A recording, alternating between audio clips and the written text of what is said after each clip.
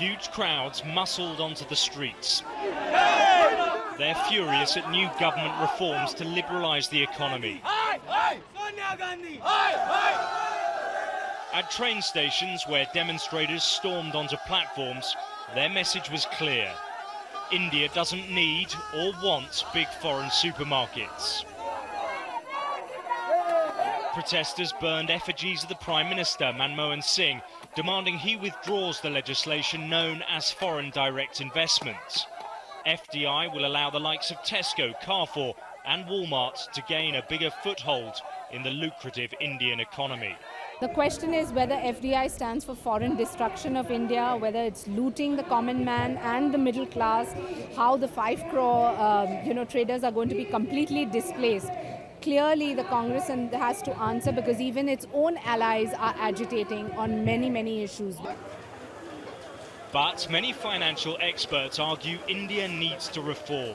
Growth is falling and big retail would kickstart the economy by bringing technical know-how and investment. If you bring in supermarkets, they are much more efficient. They take cost out of the whole logistics, the distribution network.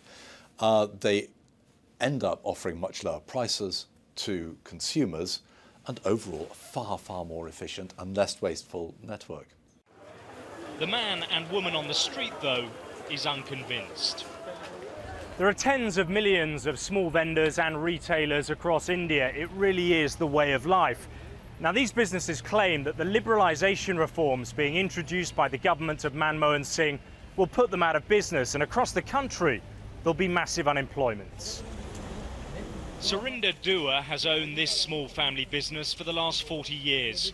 He fears for the future if the big retailers are allowed to set up shop.